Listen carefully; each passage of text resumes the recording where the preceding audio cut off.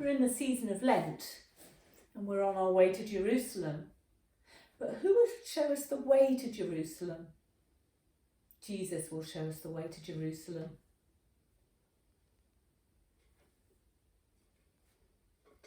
In the beginning, the baby was born. God chose Mary to be the mother of God, and the Word of God was born a wordless child. When the baby looked up into the face of the mother Mary and the father Joseph, the cross was already there. They kept the baby warm and safe and gave him everything he needed to grow, and he began to grow.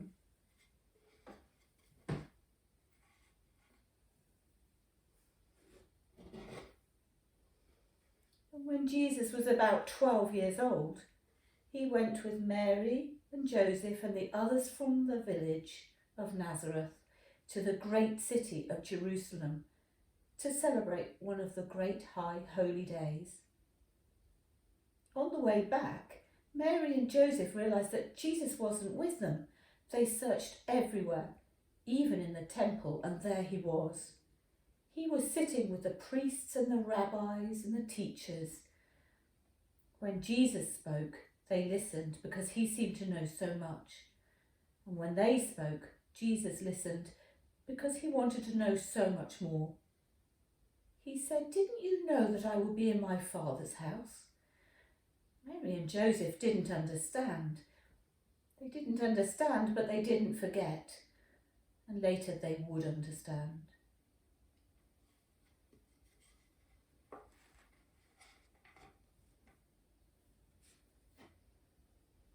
The boy grew and became a man.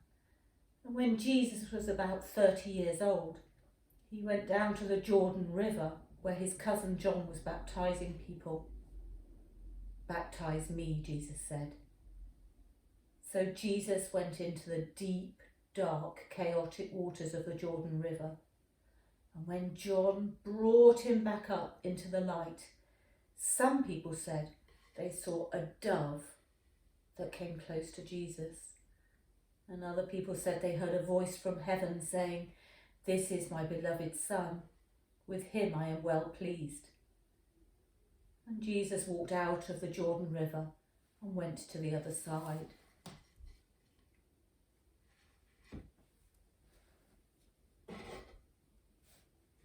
And he was led by the Spirit into the desert. He was there for 40 days and 40 nights. He wanted to know more about who he was and the work he would be given to do. During the 40 days and the 40 nights that he was in the desert, there was little food to eat or water to drink, and he was tempted in the desert. After he had been there for 40 days and 40 nights, he went back across the River Jordan and into the villages to begin to do his work.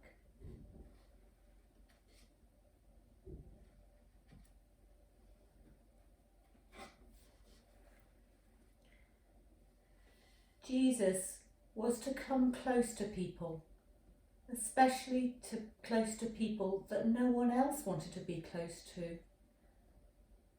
He healed and he taught, and when people came close to Jesus, they changed. They became well. And then one day he knew that it was time for him to return to Jerusalem. And he turned towards Jerusalem for one last time.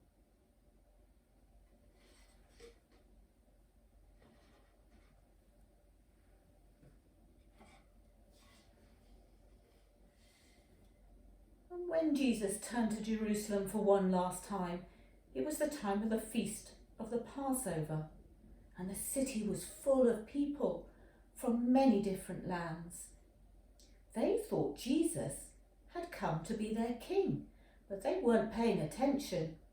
When Jesus came through the gates of the great high city on that Sunday, he was not riding on a great white horse. He was not being carried by soldiers. He was riding on a donkey, and it wasn't even his. He'd borrowed it. But people tore down branches from the palm trees and waved them anyway, which was a sign of a king. On Monday and Tuesday and Wednesday, Jesus taught in the temple, and in the evenings he and the 12 went to the Mount of Olives to rest. And people watched and said, "You know, it is said that angels will gather at the Mount of Olives and raise up an army to chase away the Roman soldiers." One day when Jesus was teaching in the temple, he said to the people, "Look, do you see this old woman coming in? She has something for the treasury box. Listen, can you hear it?" You cannot hear what she dropped in. It was a tiny coin. It was all she had. And then he said, "Look, here's a man coming with much wealth. He has help carrying in all of the coins he is going to give to the treasury.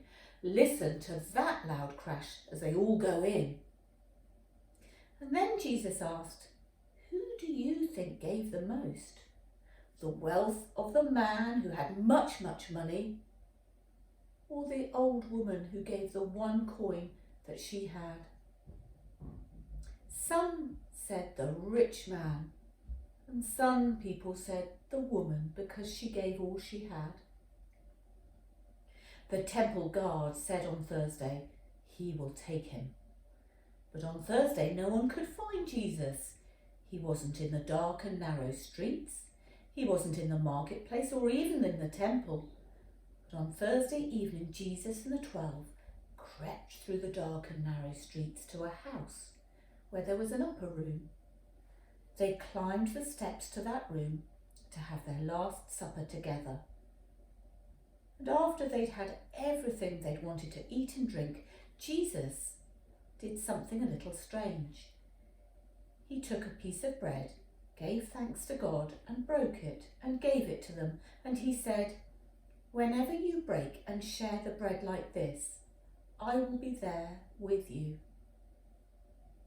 And then he took a cup of wine and he thanked God for it and gave it to them and said, "Whenever you share the wine like this, I will be there with you." Well, they must have wondered, what does he mean? He's here. He was always saying things like that. How could they know? But they never forgot. Later they would understand. Judas got up suddenly and left, and the rest of them sang a hymn, which was their custom, and then they went out to the Mount of Olives. There was a garden there called Gethsemane, and Jesus wanted to pray there. When he finished praying, he went to rejoin the 12. Judas came out of the shadows and greeted him with a kiss. This was a sign to the temple guards to take him. They too came out of the shadows and took Jesus away into the dark night, and the 12 also disappeared into the blackness of that very black night.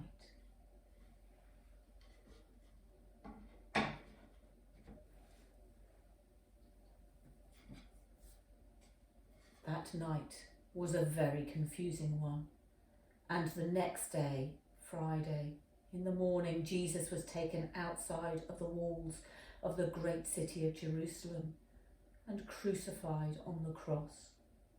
And that afternoon, Jesus died.